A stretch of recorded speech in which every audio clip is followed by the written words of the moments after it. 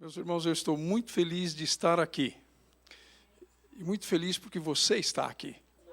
Eu sei do seu esforço, de todas as coisas que você teve que fazer ou deixar de fazer para vir aqui hoje. E isso me deixa feliz, me faz alegre de ter você aqui. Você já perdeu a capacidade de se indignar? Alguma vez na vida isso já passou pela sua cabeça, tá? Eu não consigo mais nem ficar indignado. Massificamente foram colocando na nossa frente algumas coisas e a gente perdeu a capacidade de se indignar. Mas algumas vezes não. Alguma coisa em nós nos faz ficar inquietos com pecados.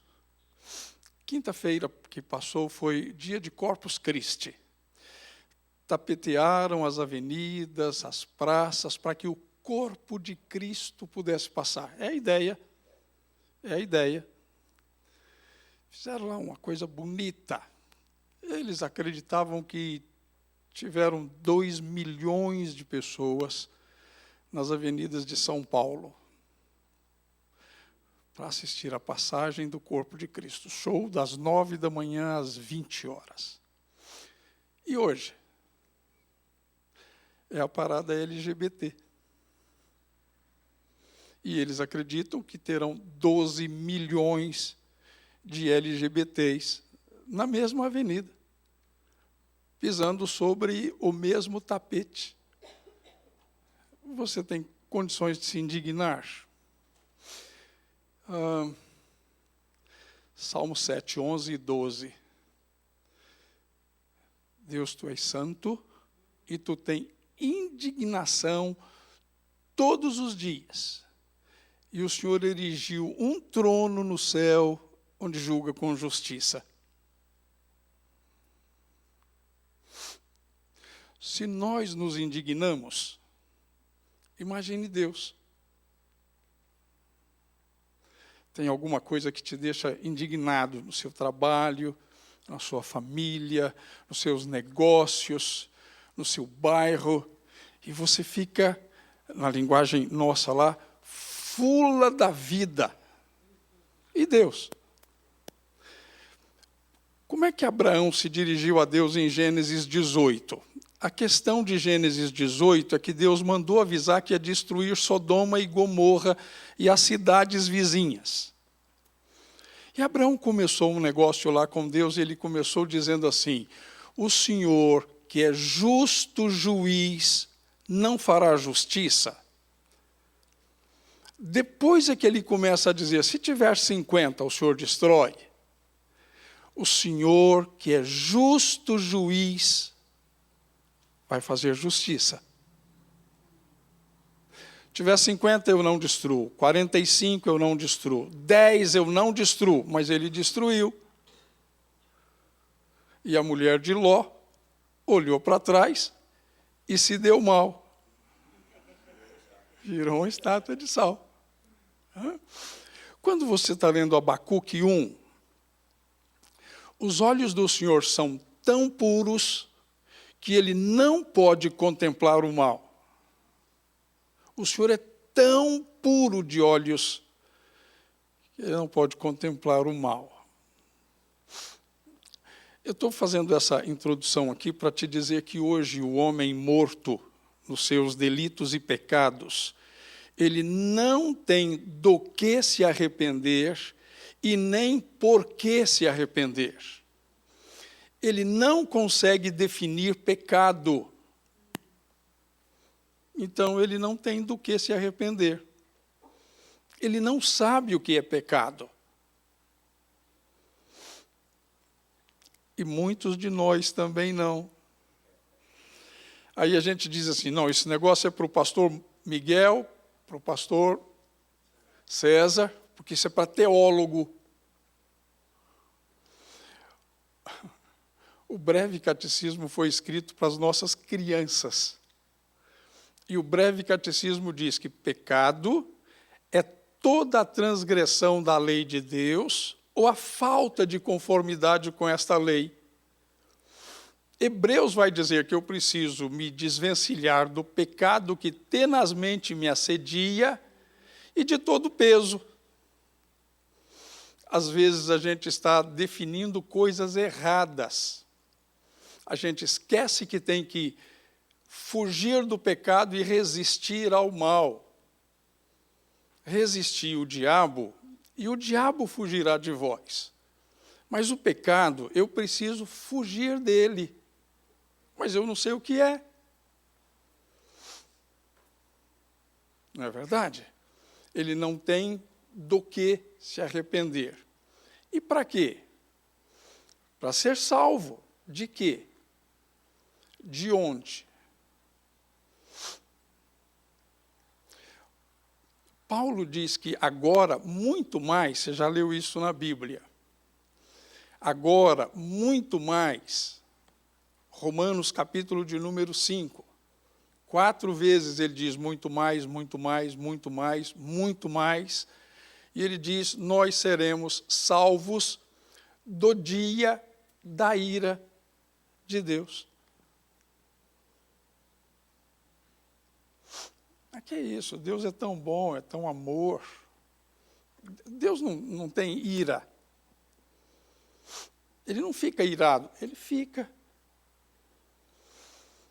A ira de Deus produz nele indignação. Todo dia. Por mim. Sabe, Deus olha para mim esperando que eu fosse um crente melhor. Ele olha para isso que eu sou e diz, eu tenho que ficar indignado com ele.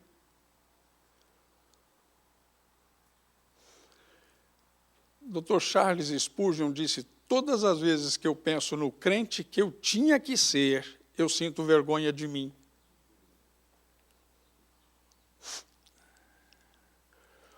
70% da teologia que nós temos no Brasil é produzida aqui. Não é interessante isso? Acho que você não conhece um teólogo brasileiro por causa de livros que ele tenha escrito. 70% da teologia consumida lá é enlatada. Então, nós estamos lendo lá o que os seus pastores aqui estão condenando. Morreu semana passada o Dr. David Paulson, um dos maiores psicólogos cristãos e teólogos que escreveu nos nossos dias. A gente está lendo isso lá. Mas é produzido aqui. É feito aqui. Então eu queria que a gente hoje conhecesse um pouquinho mais do Evangelho da nossa salvação. E queria convidar você para abrir a palavra na carta que Paulo escreve aos Romanos. Desculpe, irmãos, na carta que Paulo escreve a Timóteo, da segunda carta, capítulo 1. Segunda carta de Paulo a Timóteo, capítulo 1.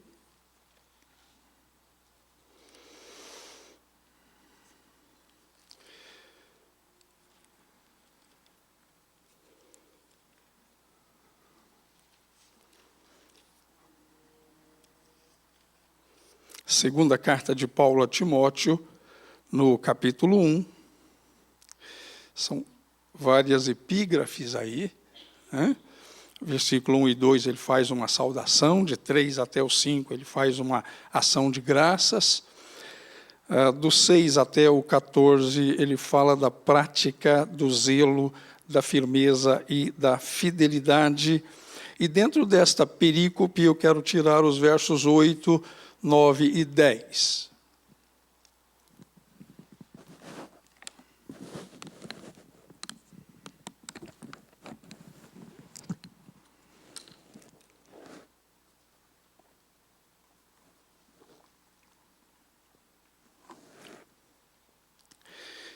Não te envergonhes, portanto, do testemunho de nosso Senhor, nem do seu encarcerado que sou eu.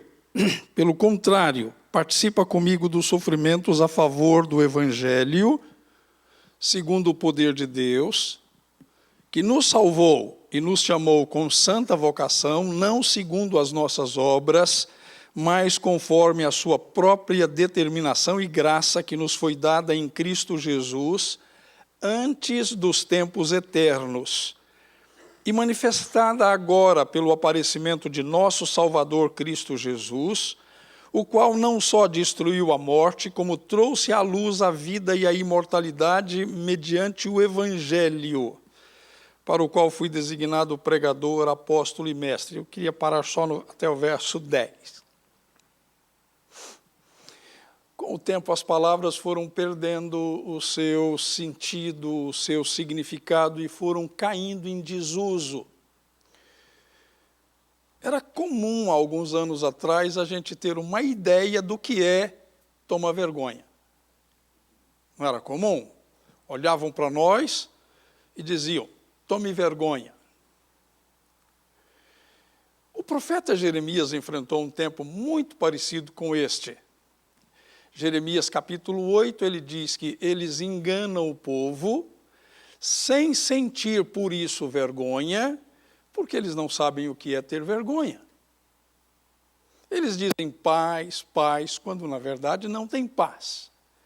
Então, algumas palavras foram entrando na esteira da perda de sentido. E nós caminhamos para que algumas doutrinas da nossa fé também entrem nesta mesma esteira. Corremos um sério risco de nos perdermos naquilo que Pedro diz na primeira carta, capítulo 3, versículo 15. Estando prontos para responder com mansidão a qualquer um que pedir a razão da esperança que há em vós. Responder com mansidão, sem impor, com mansidão. É verdade que os nossos pais apostólicos criaram alguns credos para nós. O credo apostólico, o mais antigo sistema ou arcabouço teológico que nós temos fora da Bíblia, ele diz: eu creio em Deus Pai Todo-Poderoso, Criador dos céus e da terra.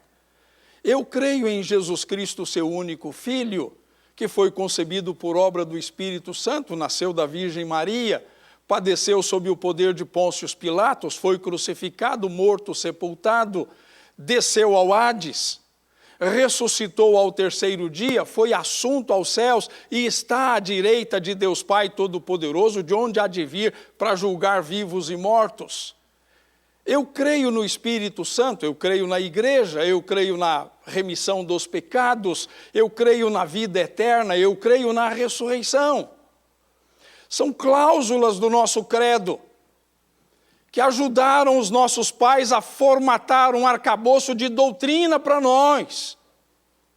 A Trindade, a igreja, o pecado, a morte, a ressurreição, a vida eterna. Mas, de repente, nós não temos condições de avaliar isto. E com a queda, meus irmãos, dos absolutos da pós-modernidade, somos agora agredidos no lugar de credos com jargões. Jargões. Nem preciso mencioná-los. Não aceito, está amarrado, está repreendido. O nome de Jesus virou quase uma frase mágica.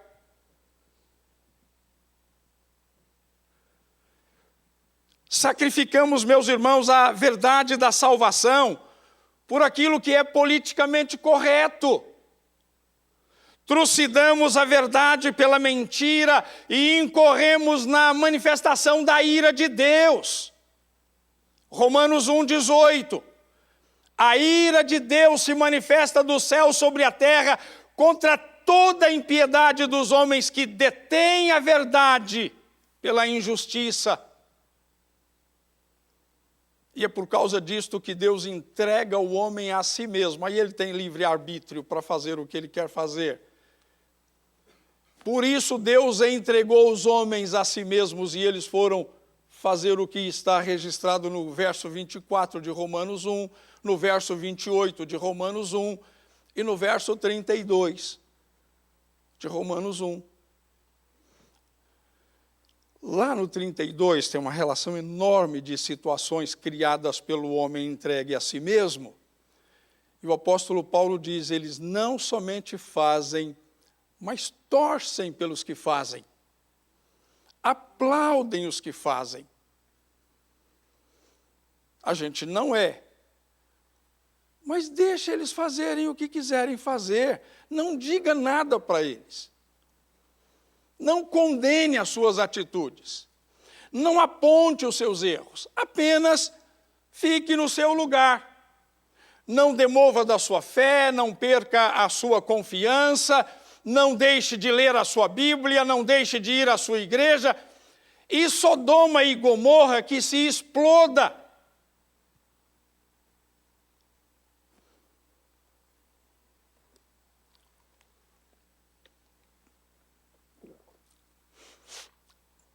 Somos craques em dizer Hebreus 13, 7. Jesus Cristo ontem, hoje, é o mesmo e o será para sempre. Esta última cláusula do versículo é uma advertência séria para nós. Se ele é o mesmo ontem, hoje e o será para sempre, é o mesmo. Eu não posso dizer, olha, ele é o mesmo ontem, o mesmo hoje, mas não vai ser para sempre, uma hora ele vai mudar. Ele não vai mudar.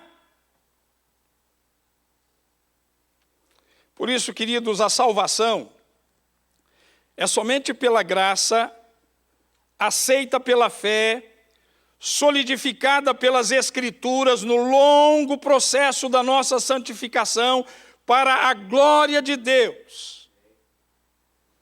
Por isso que Paulo, escrevendo esta carta a Timóteo, ele diz, eu não me envergonho do Evangelho e quero que você também não se envergonhe do Evangelho. Não te envergonhes do Evangelho.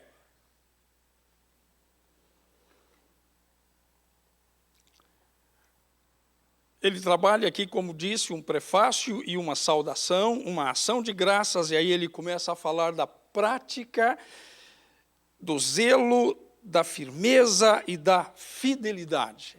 E aqui, meus irmãos, eu queria dizer que a providência divina, mostrando como Deus molda os homens, ele os torna conforme ele quer que sejam.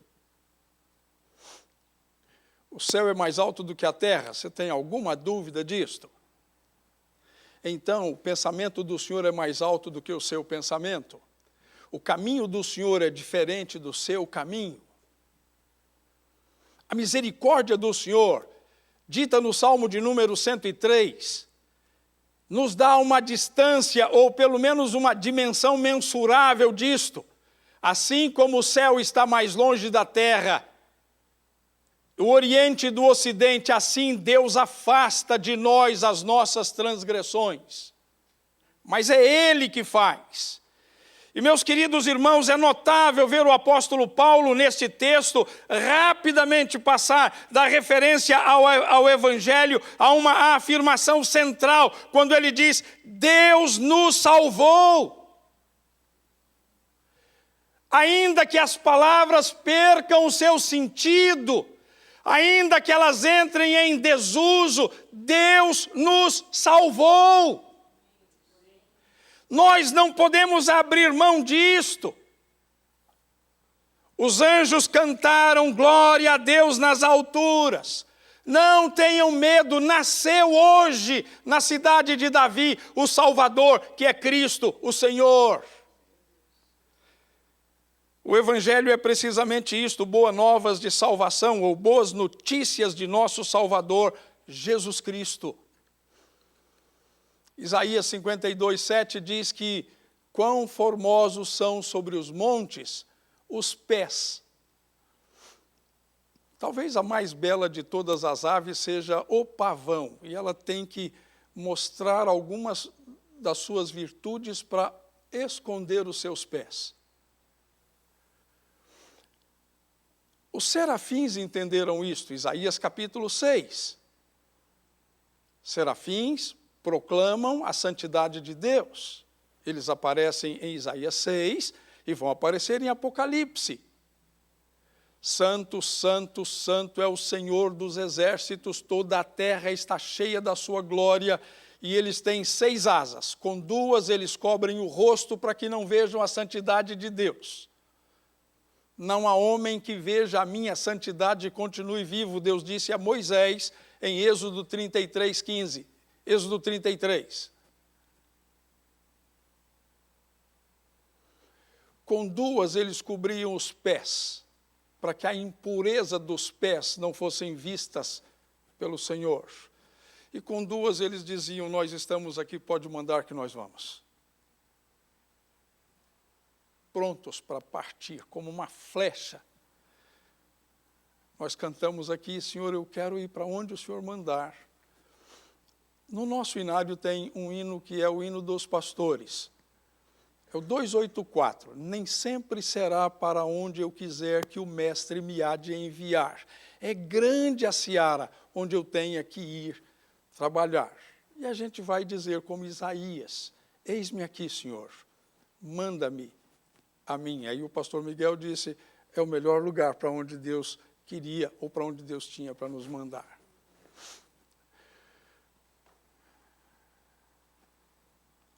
Então eu queria falar para você hoje do Evangelho da nossa salvação em 3 aspectos. Sua essência,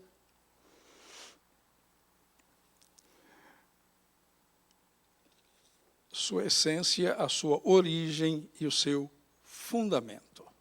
Aqui nesse texto.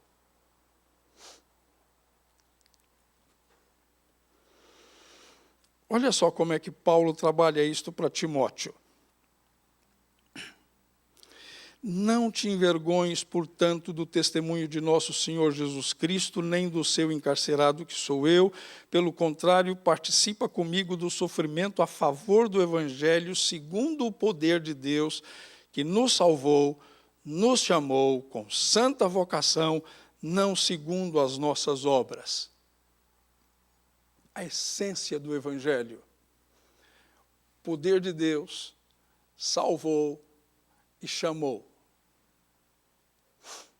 São verbos que estão num pretérito perfeito. Lá no grego eles chamam isto de aóristo. É um negócio que aconteceu. Se você chegar em casa hoje e disser, eu vou mudar a minha história. Hoje eu não fui na Pibla no culto das 17h30. Você não pode. Aconteceu, você veio. Você não pode mudar isto. Você pode não ter gostado ou pode ter gostado muito. Você pode ter se sentido muito amado ou preterido, mas você não pode mudar isto mais. Portanto, querido, a salvação é um ato. Não é um processo. E é um ato de Deus na eternidade passada. O seu nome, o meu nome foi escrito no livro da vida do Cordeiro na eternidade. Um ato de Deus. Não depende de você. Não depende de morar ou deixar de morar aqui ou ali. É um ato de Deus. O Evangelho, então, traz isto para nós, coloca isto diante de nós, e nós precisamos juntar estas cláusulas da palavra do Senhor para a nossa edificação e crescimento.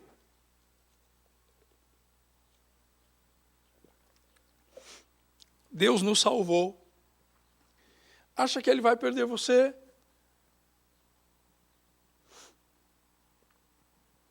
Aquele que começou em nós a boa obra, vai terminar.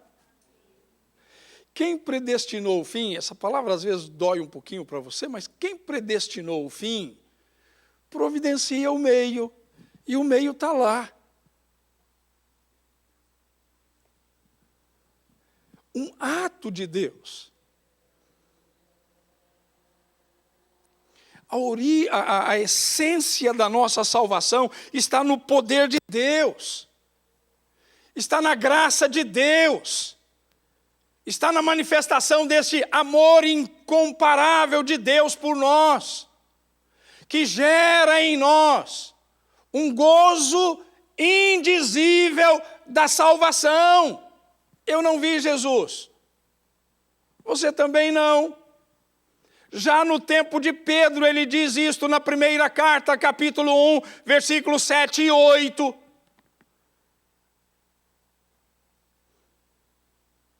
Você não viu, mas Pedro diz, você ama com um gozo indizível da salvação. Um ato de Deus te salvar no passado.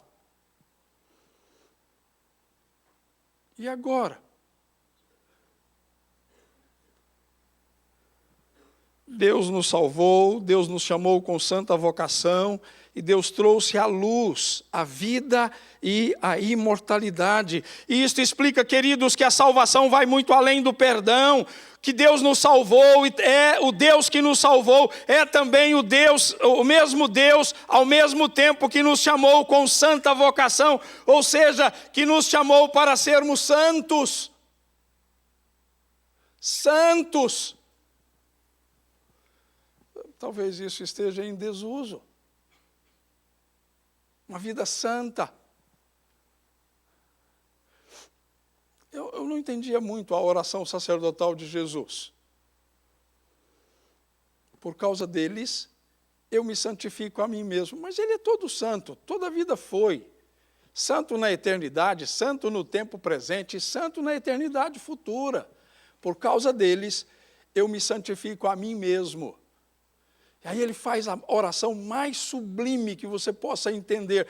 Pai, santifica-os na verdade, a tua palavra é a verdade. Não é fazer ou deixar de fazer, comer ou deixar de comer, beber ou deixar de beber, porque eu comendo ou não comendo, vou morrer, e morrendo ou vivendo, eu sou do Senhor. É sendo santo. E isto é um processo, longo processo. E eu diria para você que só vai terminar aqui na hora da morte. Até lá eu e você vamos tropeçar. Romanos 6,14. Porque estáis debaixo da graça e não debaixo da lei, o pecado não tem domínio sobre vós, mas ele está presente. E aqui e ali ele consegue dar uma rasteira num de nós. Aqui e ali nós caímos, mas Deus nos salvou. Ele nos chamou com santa vocação.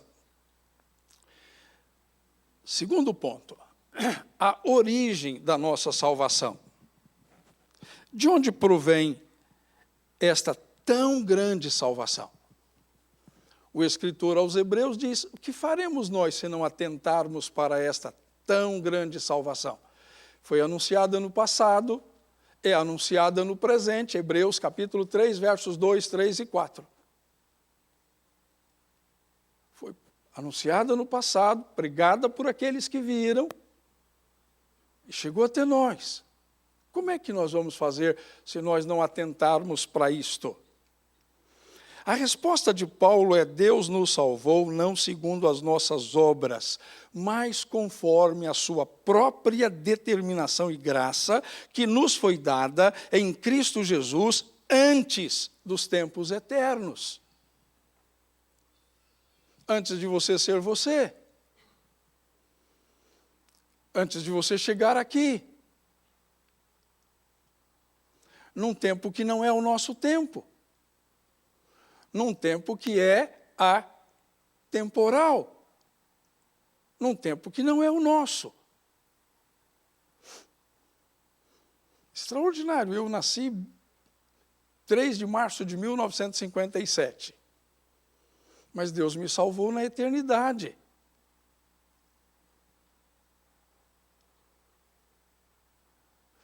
Como é que isso pode mudar a minha vida? Como é que isso pode, de alguma forma, me dar base para a minha relação com Deus. Para você também.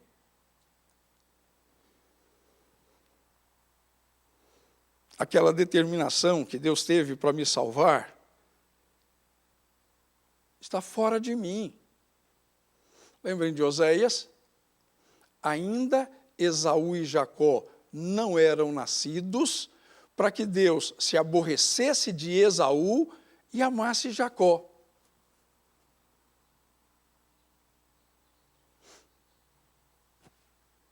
Eles não eram nascidos. Senão a gente podia pensar assim, não, o Jacó era obediente ao pai, o Esaú não era. Como a gente tenta achar uma culpa para Deus aceitar o culto de Abel e não aceitar o culto de Caim. Na primeira carta de João a gente tem uma pincelada que ajuda a gente. Caim era do maligno, por isso Deus não aceitou o culto dele.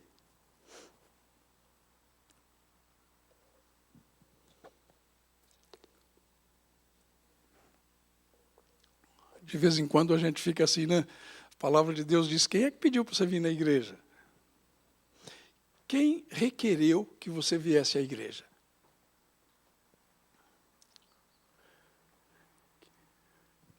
Se ele não nos traz, a gente não vem mesmo. Da nossa natureza, a gente já não quer vir mesmo.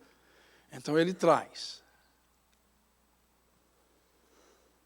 A determinação de Deus, querido. Aquela determinação não surgiu.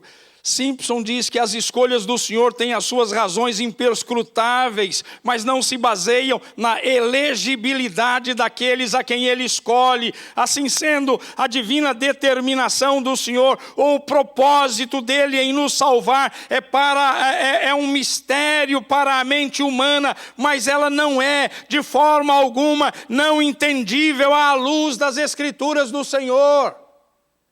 Ele te escolheu em Cristo. Certamente você vai se lembrar de João 15,16. Não foi você que me escolheu. Antes eu te escolhi e te designei para que você vá e dê frutos. Ele está falando de um negócio de que árvore que não dá fruto ele corta e joga fora. Eu te escolhi. Vejam, queridos irmãos, que assim sendo a divina determinação ou o propósito de Deus para a nossa salvação é um mistério para nós, mas ele é algo compreensível à luz da palavra do Senhor, e nós precisamos entender que de um lado esta doutrina desperta uma profunda humildade e gratidão por concluir que todo o orgulho, por excluir todo o orgulho humano dentro do projeto da salvação. Não depende de você ser salvo. Hoje a gente tem estereótipos para tudo. Não é verdade? A televisão se encarrega de ajudar a gente com alguns teatros. Então, o cara conversa com o diabo que entorta a pessoa toda e joga a pessoa de todo lado. É só você ligar a televisão nesses programas depois da meia-noite e eles brincam com isso. Quem foi que te mandou? O avô, a avó, o pai, a mãe? Todo torto. Como é que você acha que Judas, participando da primeira ceia com o Senhor, como é que você acha que ele saiu? João 13. O diabo entrou em Judas e ele foi entregar Jesus. Cabeça para baixo, todo torto. Ele saiu, querido. Se só existem duas paternidades, ou você é filho de Deus, ou filho do diabo, como é que você encontra com os filhos do diabo aí nas ruas da cidade? Tudo torto assim, conversando uma língua que você encontra com eles no dia a dia da sua jornada, na sua caminhada, no seu trabalho, no seu escritório, na sua casa, na sua igreja. Porque nós criamos um estereótipo. O endemoniado de Gadara se feria com pedras, andava por dentro do cemitério, andava desnudo pelas ruas, ameaçando as pessoas. Aí a gente tem esse estereótipo. A gente acha que o endemoniado é isto. Ou o da mão mirrada que está lá no templo e que Jesus entra e diz, vem para o meio. É uma pessoa comum. Do mesmo jeito que você é uma pessoa comum. Ou porque você foi salvo, não por sua vontade ou por suas obras, você anda na rua de um jeito totalmente diferente das outras pessoas. Jesus disse que Satanás, não é um demônio qualquer, é Satanás. Cirandou com Pedro. Acha que o Pedro estava de que jeito? Do jeito de Pedro. Cara de Pedro, personalidade de Pedro, temperamento de Pedro. Nós criamos estereótipos. Mas a nossa salvação é algo fantástico. Ela veio por determinação de Deus. Ele determinou salvar um povo. Ele determinou salvar você. Ele determinou a Bíblia. Ele determinou as igrejas. Eu edificarei a minha igreja e a porta do inferno não prevalecerá contra ela, porque a nossa salvação tem a sua origem na determinação de Deus. E o fundamento, para a gente caminhar para a conclusão. A nossa salvação tem um firme fundamento na obra histórica, efetuada por Jesus. No seu primeiro aparecimento, ele veio no estágio de humildade. Nasceu de uma mulher, numa estrebaria, aquecido pelo respirar dos animais. Viveu uma vida simples, trabalhando numa carpintaria, numa cidadezinha pequena. Quando ele volta lá, as pessoas estão olhando umas para as outras, dizendo, que é isso? Como é que pode? Ele não é o filho do carpinteiro? Não se chama Maria, a sua mãe? Não vivem entre nós os seus 4 irmãos e as suas irmãs? Onde é que ele arranjou esse conhecimento todo? É um testemunho interno nas Escrituras a respeito de Jesus. Na sua primeira vinda, foi batizado no Rio Jordão,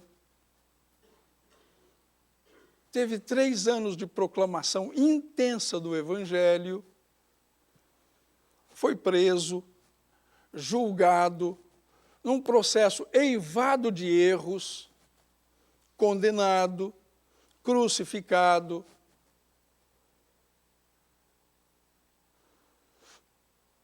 Ele venceu a morte. Isaías 25. Onde está, ó morte, a tua vitória? Porque tragada foi a morte pela vitória.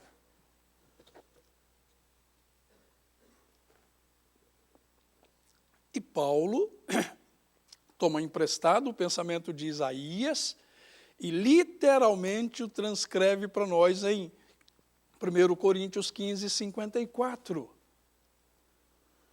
Onde está, ó morte, a tua vitória? Jesus ressuscitou.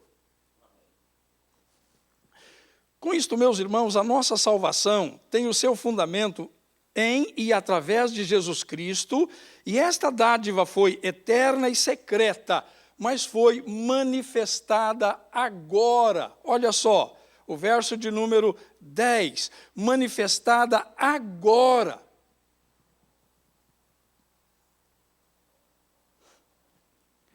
Eu fui salvo lá. Agora eu fico sabendo que fui salvo. Deus me salvou, me chamou com santa vocação nos tempos eternos. Mas Ele tem que comunicar isto para mim no tempo presente. Agora. Paulo está escrevendo ao pastor Timóteo dizendo, conta isso para a igreja. Agora, Você está tomando conhecimento desta obra de Deus, desta ação de Deus. O que Cristo então realizou ao aparecer e manifestar a eterna determinação da graça de Deus é a nossa salvação. O governador pode fazer um monte de coisa boa, mas ele não pode salvar a sua alma. O prefeito pode fazer um monte de coisa boa, mas ele não pode salvar a sua alma. O pastor pode morrer pregando o evangelho, mas o pastor não pode salvar a sua alma. Quem salva a sua alma é o evangelho, porque o evangelho é Jesus. Ele veio para ser a manifestação desta graça de Deus, por isso ele venceu a morte, por isso ele podia dizer: eu vim para que tenham vida e a tenham em abundância.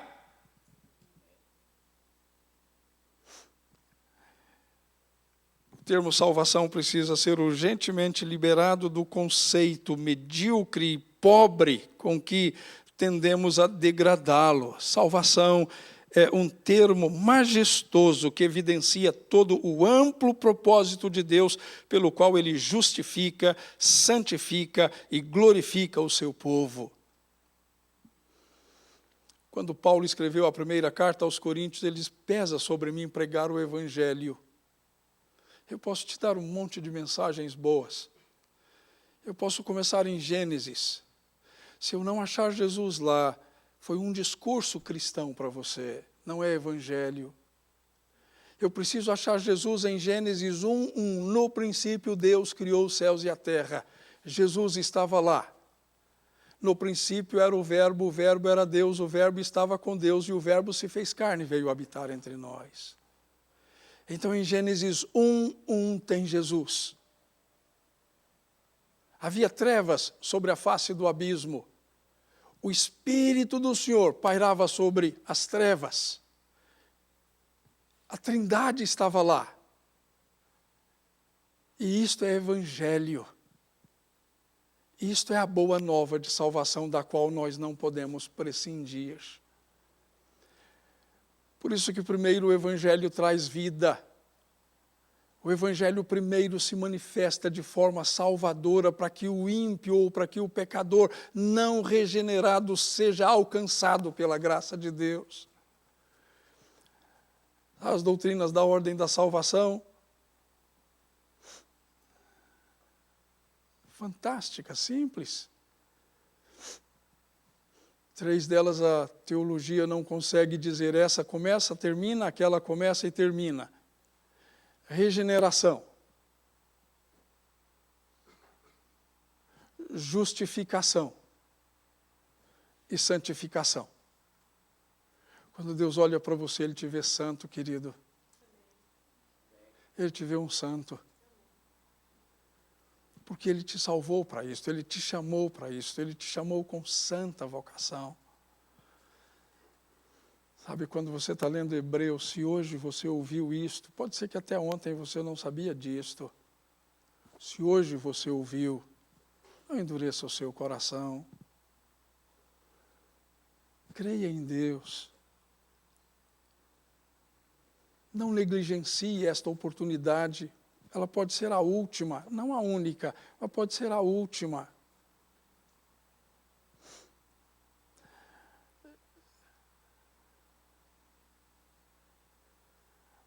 O Evangelho, diz Paulo no capítulo 1 de Romanos, é a manifestação da justiça de Deus.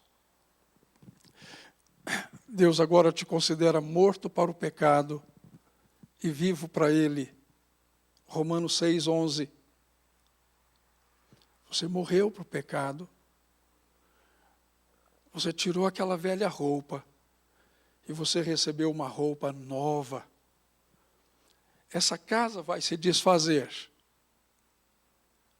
Não sei se você já viu um corpo em decomposição. É horrível. Isso vai se desfazer. Mas eu tenho uma casa feita não por mãos humanas lá em cima. E importa que eu e você compareçamos perante o tribunal dele. Querido, o Evangelho é a boa nova da sua salvação. É a boa nova da nossa salvação em Cristo Jesus. Vamos ficar de pé e vamos orar ao Senhor.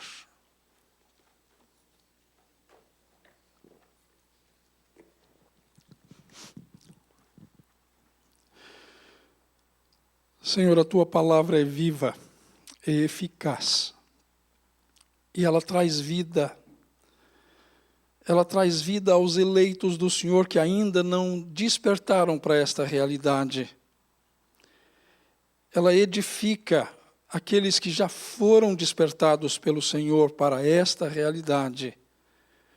E ela transforma e santifica aqueles que o Senhor já fez viver. Senhor, ajuda-nos. Converte-nos e nós seremos convertidos. Salva-nos e nós seremos salvos. E inclina, Senhor, o nosso coração para só temer o Teu nome, para o nosso bem e para o bem dos nossos filhos. Tem misericórdia de nós e dá-nos uma semana debaixo do Teu poder e cuidado. Continue abençoando o pastor Miguel e sua equipe aqui nesta igreja. E continue salvando aqui, Senhor, para a glória do Teu nome. Nós oramos no nome de Jesus. Amém.